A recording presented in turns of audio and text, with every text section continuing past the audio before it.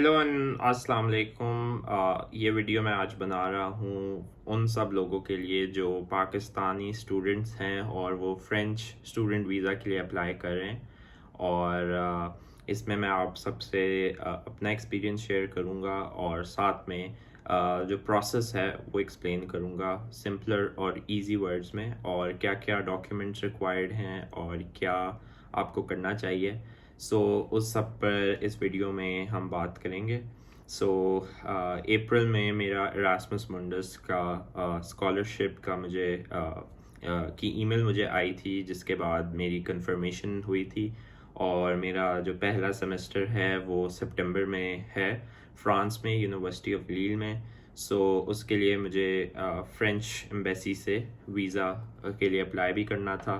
सो मैंने जो campus France का फेसबुक पेज है उस पर उनकी एक वीडियो है वो देखी सबसे पहले, और उसमें थोड़ा सा प्रोसेस मुझे समझ आया। और उसका जो पहला स्टेप था वो बेसिकली फ्रांस की कैंपस फ्रांस पाकिस्तान की एक एडिशनल वेबसाइट है जो सिर्फ 2023 और 24 के स्टूडेंट्स के लिए है, और आने वाले सालों में मेरे ख्याल से थोड़ा सा चेंज हो जाएगा। बट जो लोग इस साल अप्लाई कर रहे हैं उनके लिए ये स्टेप है, बाकी लोग बेशक ये पार्ट स्किप भी कर सकते हैं जो फ्यूचर में देख रहे हैं। सबसे पहले ये वेबसाइट है etudes of France, study in France. इसका मैं लिंक भी आपको डिस्क्रिप्शन में ऐड कर दूंगा। आप इस वेबसाइट पे जाएंगे, सबसे पहले लैंग्वेज इंग्लिश में करेंगे, अपना अकाउंट बनाएंगे, और उसमें जो ऑप्शन है उसमें आप सेकंड ऑप्शन चूज़ करेंगे जिसमें लिखा होगा आई एम सेलेक्टेड। और उसमें फिर आपके पास दो मेजर ब्लॉक्स होंगे जिसमें आपने अपनी इंफॉर्मेशन ऐड करनी है, जिसमें आप ऐड करेंगे कि आपकी यूनिवर्सिटी कौन सी है, आपकी प्रीवियस एजुकेशन कितनी है, और वो बेसिक इंफॉर्मेशन आप ऐड कर देंगे। सिमिलरली उसमें आप नीचे सेकंड सेक्शन में अपनी पर्सनल इंफॉर्मेशन ऐड करेंगे, पासपोर्ट ऐड करेंगे, CNIC ऐड करेंगे, अपनी ट्रांसक्रिप्ट्स ऐड करेंगे, जो मोटिवेशन लेटर आपने पिछली एप्लीकेशन में यूज़ किए थे आप उसी को दोबारा यूज़ कर सकते हैं। और इसमें अगर आपको इस सेक्शन में आपको बहुत ज़्यादा कन्फ्यूजन है तो कोई परेशानी की बात नहीं है।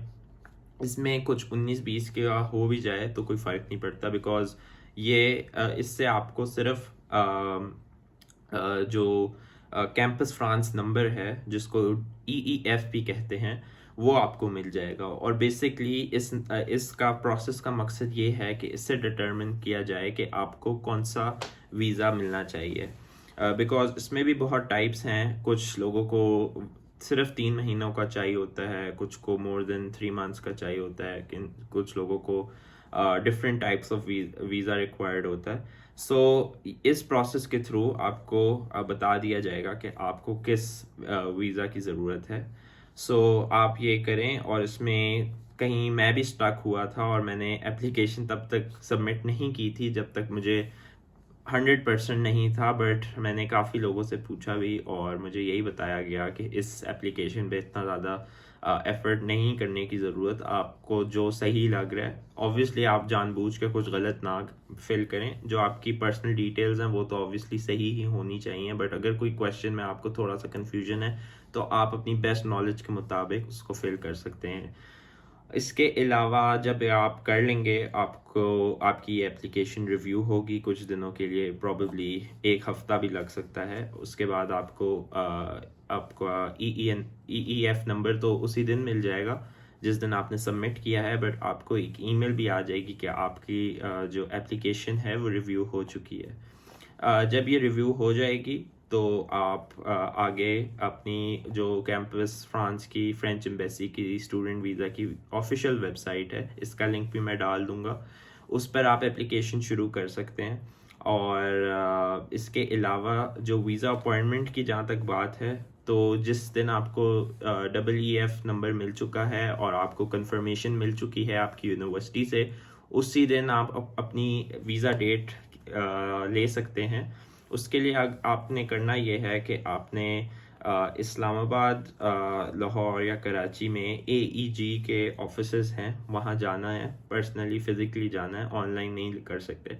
वहाँ आपने अपना पासपोर्ट दिखाना है, अपना EEF नंबर बताना है, और तीसरी चीज़ अपना कंफर्मेशन लेटर दिखाना है। जब आप ये तीनों चीज़ें दिखाएंगे तो वो आपसे सर्विस चार्जेस लेंगे, जो कि इस वक्त इस्लामाबाद में मेरे ख़्याल से 2500 है, और बाकी शहरों में मेरे ख़्याल से 3200 के करीब है। बेसिकली ये यूरो की एक फ़िक्स्ड वैल्यू है जो करेंसी की फ्लक्चुएशन से चेंज होती रहेगी फ्यूचर में भी। सो ये आप फ़ीस देंगे, बेशक आप 100% स्कॉलर हैं तो आप वीज़ा फ़ीस नहीं पे करेंगे, बट ये फ़ी आपको फिर भी पे करनी पड़ेगी। तो आपको एक अपॉइंटमेंट की डेट मिल जाएगी। तो मैं जैसे मेरी एग्जांपल है, मैं मई के बहुत मुझे एग्जैक्ट डेट नहीं याद, मई 2023 के बिल्कुल स्टार्ट में मैं गया था और मुझे डेट मिली थी अक्टूबर 19 की, जो कि मेरे यूनिवर्सिटी होने के तकरीबन 1.5 महीने बाद की डेट थी। तो वहाँ के जो रिसेप्शन पे जो रिप्रेजेंटेटिव थे, उन्होंने मुझे बताया कि आप सिंपली ईमेल करें इस्लामाबाद के एम्बेसी में, और आप उनको रिक्वेस्ट करें कि आपका स्टूडेंट वीज़ा है और आपको एक और डेट दें। तो मैंने उसी दिन ईमेल कर दी थी, और नेक्स्ट डे मुझे कॉल भी आ गई थी फ्रेंच एम्बेसी से, और उन्होंने मुझे जून 7 की डेट दे दी थी, जो कि नेक्स्ट वीक मेरी अभी वीज़ा अपॉइंटमेंट भी है। जो इंटरव्यू है वो नेक्स्ट वीक है। सो वो मुझे डेट मिल गई थी जून 7 की, और साइमल्टेनियसली उसके बाद भी आप ऑनलाइन फॉर्म भर सकते हैं, उससे पहले भी भर सकते हैं। सिंस मैंने भर चुका था मैं कैंपस फ्रांस की वेबसाइट पर भी, सो उस वेबसाइट पे भी आपसे बेसिक इन्फॉर्मेशन पूछा जाता है, आपका name, date of birth, place of birth, passport number, nationality, marital status, gender, और ये सारी चीज़ें आपसे पूछी जाएंगी। आपके एम्प्लॉयर के बारे में पूछा जाएगा, उसकी डिटेल्स पूछी जाएंगी। साथ में आपसे ये भी पूछा जा सकता है कि आपकी अकोमोडेशन, जब आप फ्रांस जाएंगे, आपकी अकोमोडेशन, इस क्वेश्चन पे काफ़ी ज़्यादा लोग परेशान भी हो जाते हैं कि अकोमोडेशन का क्या करना है, बिकॉज़ फ्रांस में पहले से अकोमोडेशन ढूंढना एक बहुत बड़ा चैलेंज है, और अगर आपको मिल भी जाए तो वो आपसे एक गारंटर मांगते हैं जिसकी अपनी फ़ीस होती है, और साथ में एडवांस में 3-4 महीनों का रेंट भी पे करने को कहा जाता है। तो इसके अगर आप फुली फंडेड स्कॉलरशिप पे हैं तो आपके लिए बहुत इजी हो जाता है। आपने करना क्या है, आपने प्रोग्राम कोऑर्डिनेटर को ईमेल करनी है और उनको कहना है कि आपको वीज़ा के लिए एक डॉक्यूमेंट चाहिए जिसमें आप मेंशन कर दें कि आपकी अकोमोडेशन की जो रिस्पॉन्सिबिलिटी है वो आप लोग करके देंगे। बेशक वो एक्चुअली ना कर रहे हों, बट ऑन द डॉक्यूमेंट अगर आ जाए तो स्कॉलरशिप वालों के लिए ये काफ़ी ज़्यादा मसला नहीं होता, बिकॉज एक तरफ उनको स्कॉलरशिप भी मिल रही है तो उनकी फाइनेंसेस कवर हो जाती हैं, एंड सेकेंडली बहुत स्कॉलरशिप्स में, जैसे मेरी स्कॉलरशिप में मुझे स्टाइपेंड भी मिल रही है। सो स्टाइपेंड के साथ वीज़ा वालों को कंसर्न्स उनके कम हो जाते हैं कि इसको स्टाइपेंड भी मिल रही है तो ये अपना रेंट वगैरह कर सकता है। खैर, मैंने अपने प्रोग्राम कोऑर्डिनेटर को ईमेल की और उन्होंने मुझे एक स्कॉलरशिप का अलग से अकोमोडेशन के लिए लेटर भी बना दिया, जिसमें उन्होंने लिखा कि मेरी अकोमोडेशन क्राउस स्टूडेंट हॉल्स में अप्लाई की हुई है और मेरी उसकी रिस्पॉन्सिबिलिटी इन्होंने ली हुई है और वो मेरे बिहाफ पे कर देंगे। तो वो लेटर मेरे पास मौजूद है। इसी तरह आप भी अपने कोऑर्डिनेटर्स को कर सकते हैं, और अगर आपके पास वाकई एप्लीकेशन है, अकोमोडेशन है, तो फिर तो कोई मसला नहीं है। अगर आप स्कॉलरशिप पे नहीं है, अगर आप स्कॉलरशिप पे नहीं है तो आपको ढूंढनी पड़ेगी कोई भी अकोमोडेशन, और इन केस आप नहीं कर सकते तो आप 1 दिन या 2 दिन की होटल में बुकिंग करा दें और वो एज अ प्रूफ ले जाएं, और साथ एक एक्सप्लेनेटरी लेटर भी हो जिसमें आप अपना प्लान बता दें कि आप किस तरह आगे जाकर अपनी अकोमोडेशन का प्लान कर रहे हैं। तो ये तो हो गई आपकी ऑनलाइन फॉर्म में। ऑनलाइन फॉर्म में भी कुछ आपसे डॉक्यूमेंट्स कहा जाएगा कि ये आपने अपलोड करनी है, बट वो मैंडेटरी नहीं है। आप सिंपली उसको नेक्स्ट भी कर सकते हैं, और उसमें इतना फ़र्क नहीं पड़ता क्योंकि बाद में आपने अगर डॉक्यूमेंट चेंज भी करना है तो वो आप कर सकते हैं, तो इतना कोई इशू नहीं है। जो डॉक्यूमेंट्स आपके पास ऑब्वियसली हैं जैसे पासपोर्ट और CNIC, वो तो आप अपलोड कर दें बेशक, उसमें कोई हर्ज नहीं है। बट आप इसको फॉरवर्ड करेंगे, दूसरे पेज पे आपसे पूछा जाएगा कि क्या आपने कांटेक्ट किया है AEG को या जो भी आपका वीज़ा फैसिलिटेशन के सेंटर है, तो आप ऑब्वियसली आप कर चुके होंगे तब तक। अगर नहीं भी किया तो आप इस एप्लीकेशन को उस वक्त तक रोक सकते हैं, और जब आप कर लें तो फिर आप येस कर दें, और फिर आपका जो एप्लीकेशन है उसको रिव्यू करने को आपको एक मौका मिलेगा। वो जब आप रिव्यू कर लेंगे तो आपका जो ड्राफ्ट है, जैसे कि ये देख सकते हैं ये ड्राफ्ट है, तो ये ड्राफ्ट आपका फाइनल फॉर्म में आ जाएगा जिसके एंड में एक रिसीट भी रजिस्ट्रेशन की अटैच्ड होगी। तो ये हो जाएगी आपकी एप्लीकेशन कंप्लीट। अच्छा, आपकी इंटरव्यू से 15 दिन पहले आपने कुछ डॉक्यूमेंट्स उनको बाय मेल सेंड करनी है। सो AEG आपको एक लिस्ट देगा, उस लिस्ट में डॉक्यूमेंट्स का बताया होगा कि कौन से डॉक्यूमेंट्स आपने भेजने हैं और कौन से एड्रेस पे भेजने हैं। तो सबसे पहले तो आपने AEG की तरफ से आपको एक रिसीट मिलेगी इस तरह की, ठीक है। इस रिसीट को आपने इसकी या फ़ोटो कॉपी कर लें, या मुझे 2 मिली थी तो मैंने एक भेज दी, एक मेरे पास है। इसके अलावा आपने आपका जो पासपोर्ट है सारे पेजेस आपको स्कैन करवा के उसकी फ़ोटोकॉपी रखनी है, CNIC फ्रंट एंड बैक रखना है। उसके अलावा आपकी जो CV है यूरो पास की, वो आपने उसको प्रिंट करके रखना है। फिर आपकी जो प्रोग्राम की तरफ से आपको वो मिला है, प्रोग्राम की तरफ से जो लेटर मिला है वो आप इंक्लूड करेंगे। और इसके अलावा लेटर ऑफ मोटिवेशन जो आपने यूनिवर्सिटी के लिए लिखी थी उसमें मॉडिफाई कर लें, उसमें कुछ डिटेल्स थोड़ी सी स्टार्टिंग और एंड में डाल दें। एड्रेस कर सकते हैं आप फ्रेंच एम्बेसी को, एंड में बेस्ट रिगार्ड्स वगैरह ऐड कर सकते हैं। इसके अलावा आपका अगर एक ही डॉक्यूमेंट में स्कॉलरशिप का भी मेंशन्ड है, जो मेन डॉक्यूमेंट है अपॉइंटमेंट स्टूडेंट एडमिशन का, उसमें ही मेंशन्ड है तो ठीक है, अलग से है तो वो भी अटैच कर दें। इसके अलावा आपको आपकी यूनिवर्सिटी की डिग्री की कॉपी और ट्रांसक्रिप्ट की कॉपी भी इसमें अटैच करनी है। और इसके अलावा अगर आपके कोई फाइनेंसिंग है, कोई लोन लिया हुआ है आपने, या कोई बैंक स्टेटमेंट्स हैं, वो भी आप संभाल के रख सकते हैं। बट इस स्टेज पे आपने नहीं भेजना। आपने ये जो लिस्ट आपको मिलेगी, आपने सब डॉक्यूमेंट्स को जो मैंने अभी बताए हैं उनको आपने TCS कर लें। मैंने तो TCS किया था, काफ़ी अच्छा एक्सपीरियंस रहा। एक दिन में उनको उनकी तरफ से कंफर्मेशन भी आ गया TCS के SMS के थ्रू के वहाँ रिसीव हो चुका है।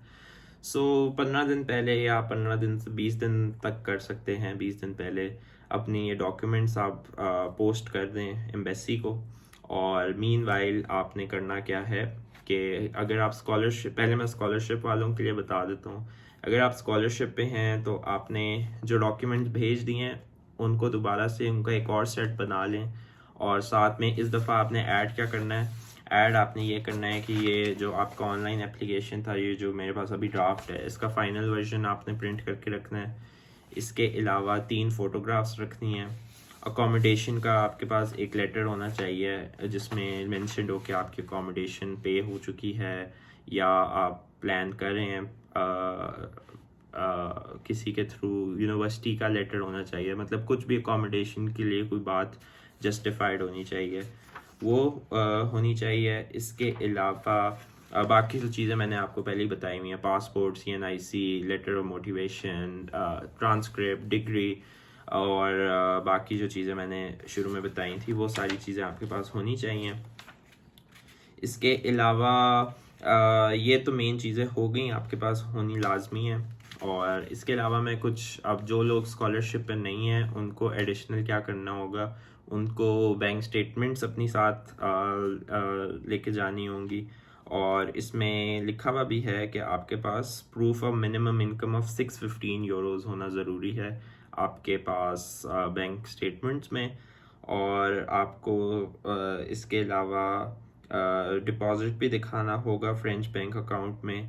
और इसमें ना अगर आप पढ़ लें आखिरी पैराग्राफ तो इसमें क्लियरली लिखा हुआ है कि आपको क्या क्या किस तरीके से करना है। और अगर आपने कोई लोन लिया हुआ है उसकी टर्म्स डाल सकते हैं, अगर आपकी कोई प्रॉपर्टी है उसको आप एज अ प्रूफ डाल सकते हैं। बेसिकली मकसद ये है कि आपने दिखाना है कि आप यहाँ से हमेशा के लिए नहीं जा रहे, आपके पीछे नंबर वन चीज़ तो ये है कि आप अपनी डिग्री को फाइनेंस कर सकते हैं, वहाँ अकोमोडेशन कर सकते हैं, रह सकते हैं। दूसरी आपने चीज़ ये दिखानी होती है कि आप वापस भी आ रहे हैं अपने कंट्री। अच्छा, ये तो सारी इंपॉर्टेंट चीज़ें हो गई हैं, ये मैंडेटरी हैं। बट अगर आप कुछ एडिशनल भी लेके जाना चाहते हैं तो लेके जा सकते हैं, कोई हर्ज नहीं है। आप अपनी फ़ाइल बना कर जा सकते हैं। इसमें आप कुछ लोग कहते हैं कि फैमिली रजिस्ट्रेशन सर्टिफिकेट भी ले जाया जा सकता है, FRC। मेरे ख्याल से वो इम्पोर्टेंट इतना नहीं है, बट ले जाएं तो कोई हर्ज नहीं है। और जहाँ तक बात अटेस्टेशन की है, बहुत लोग कहते हैं कि अटेस्ट करना बहुत ज़रूरी है मोफा से या HEC से। तो मैंने जिन लोगों से अभी तक पूछा है उनमें से जिनका हो चुका है उन्होंने मुझे ऐसी कोई अभी तक बात नहीं बताई कि अटेस्ट करना है। तो मेरे ख्याल से अटेस्टेशन इतनी ज़रूरी नहीं है। बट जितनी डॉक्यूमेंट्स आप लेके जा सकते हैं जो आपको लगता है रेलेवेंट है, क्योंकि अगर ऑन स्पॉट उन्होंने कुछ भी पूछ लिया और आपके पास वो चीज़ हुई तो बहुत अच्छी चीज़ है, वरना कोई इशू भी क्रिएट हो सकता है।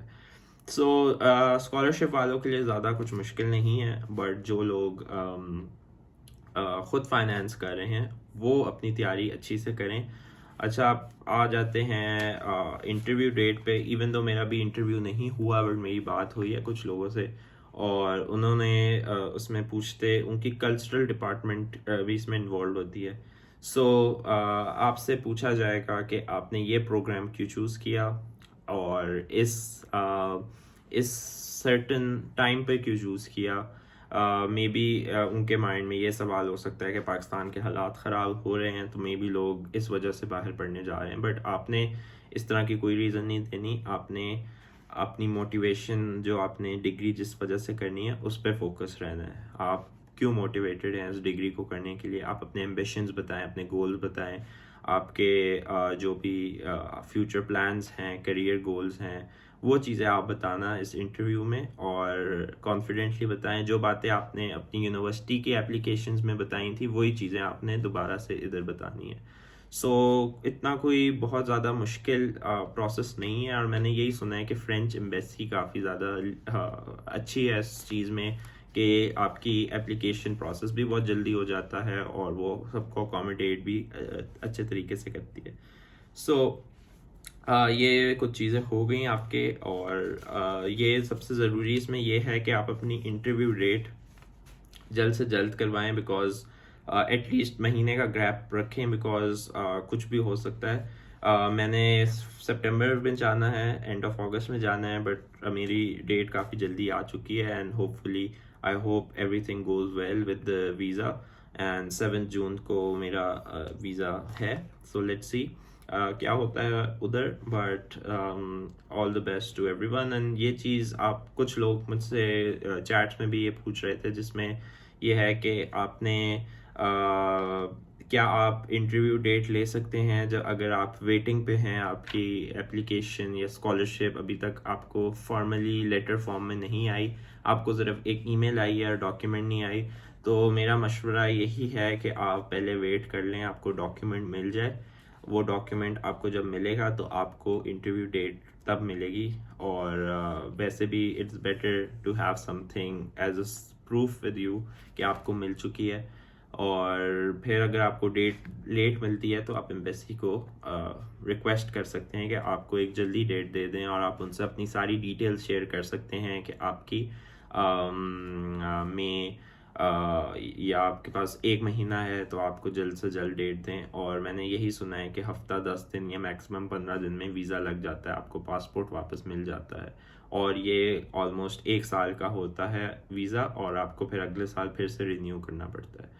सो ये कुछ चीज़ें हो गई जो मैंने सुनी हैं। और इसके अलावा अगर कोई चीज़ इसमें ऐड होती है तो मैं वो कमेंट में अपना ओपिनियन और कमेंट ऐड कर दूंगा। अगर कोई चीज़ इसमें आगे जाकर डेवलपमेंट में आती है मेरे नॉलेज में, सो मैं आपसे शेयर करूंगा। Thank you for listening everyone, take care, अल्लाह हाफिज़।